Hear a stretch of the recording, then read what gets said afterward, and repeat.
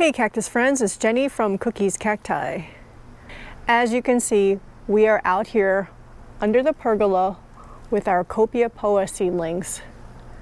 So the last update that we did was in early June, before the summer came, and now it's mid-October after the summer left.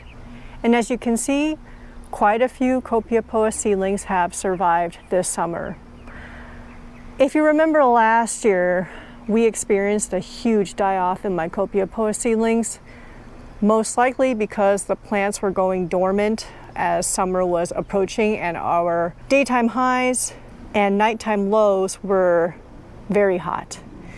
And so this year I took a different approach by basically leaving them alone the entire summer. And obviously many of you know that this summer was really rough in other ways in which I was not paying attention to these plants.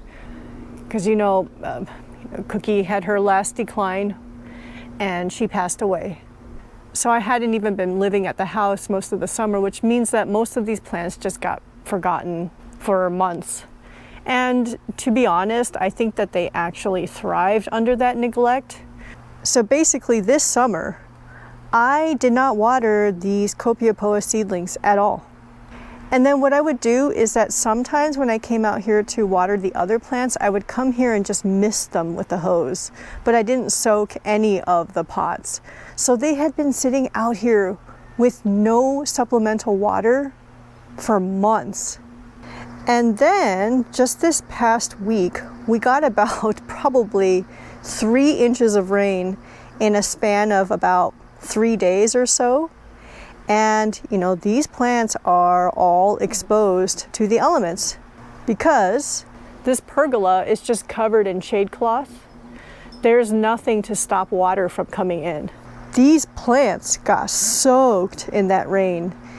Actually, just yesterday I decided to come and take a look at how everybody is doing, and I noticed that a lot of the Copiapoa seedlings are plumping up after that rain. And mind you that our daytime highs are now in the 70s and 80s, and our nighttime lows are in the 50s and 60s. That's right.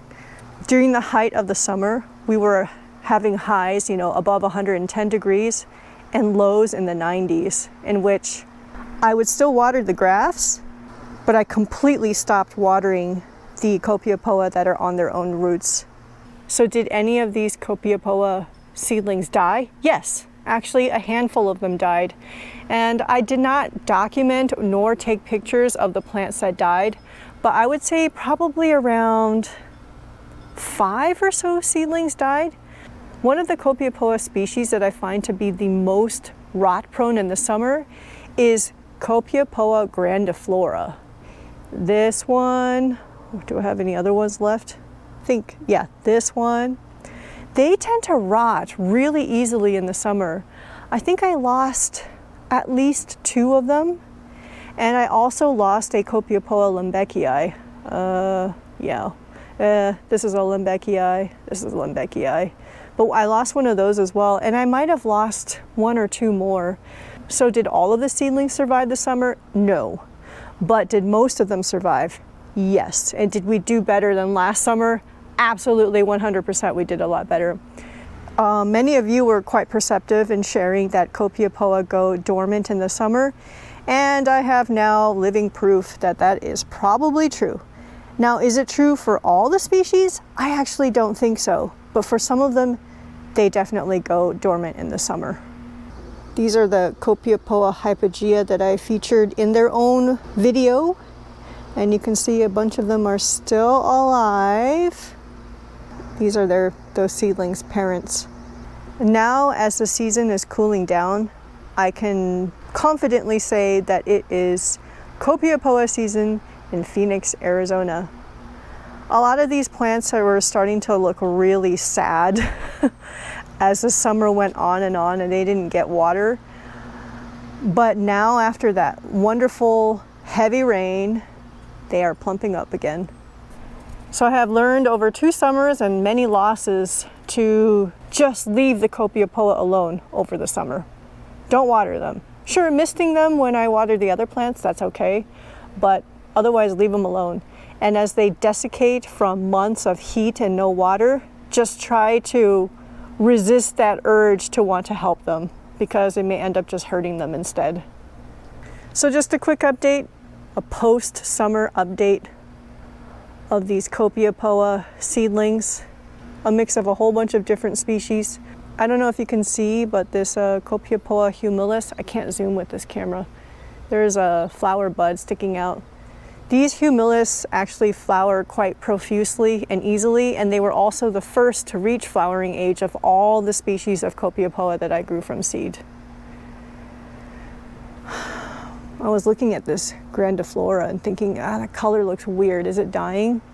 But that was like a week ago, and it's still, I think it's okay.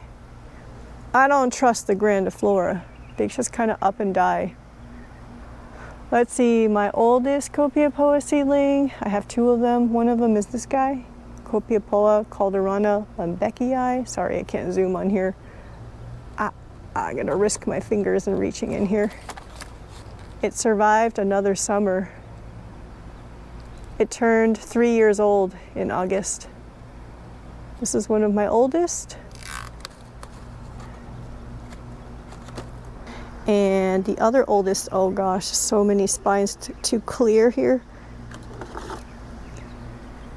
Okay, that's the best lighting I can do. This is my other oldest Copiapoa calderana lambekii seedling.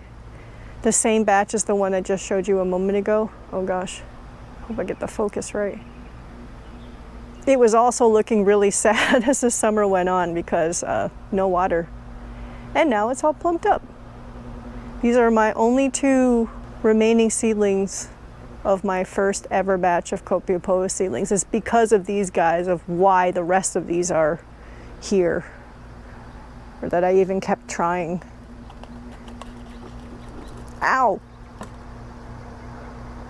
I only have two Copiapoa cinerea seedlings that I grew from seed.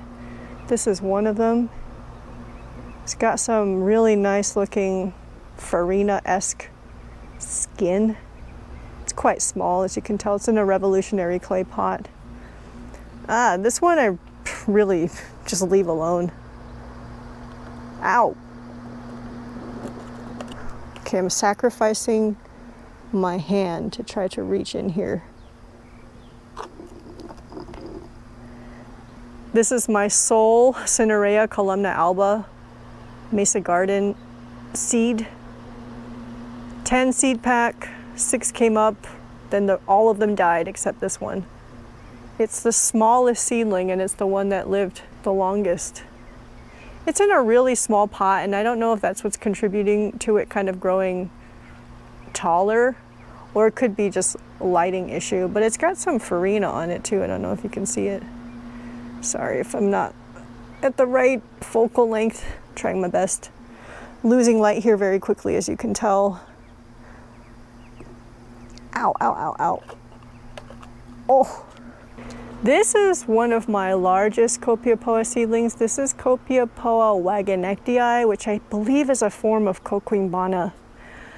So those of you who watched my Copiapoa die-off from last year, I had a set of seedlings that were my largest seedlings, and I think everything died except this one after that whole repotting incident, and just repotting when it was getting too hot for them, and I didn't know. I had no idea. So this one's still alive.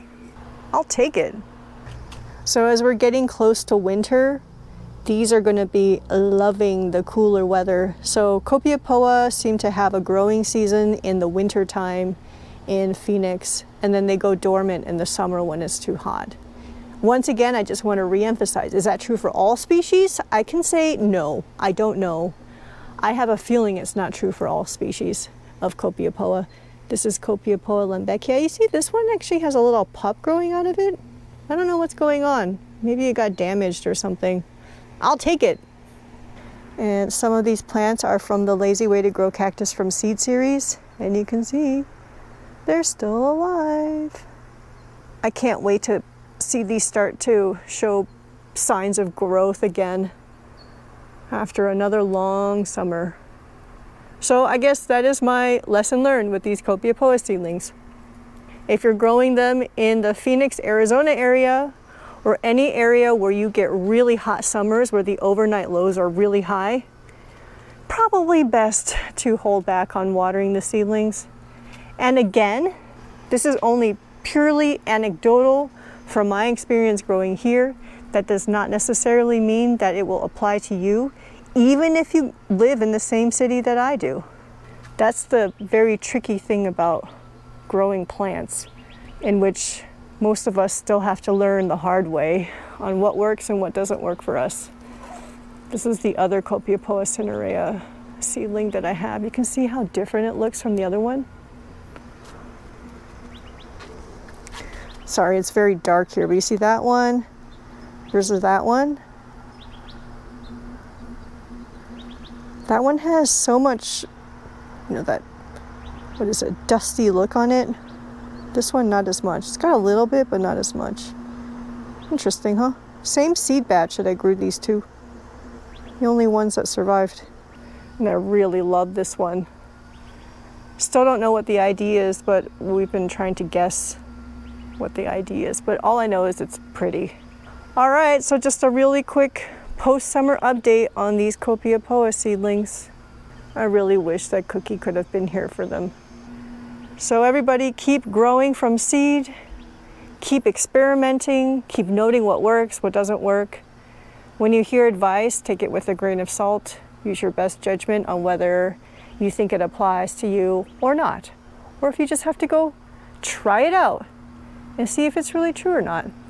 And that's what makes this hobby so fun, is the level of non-straightforwardness that it is. So happy growing, y'all. Take care. Bye-bye.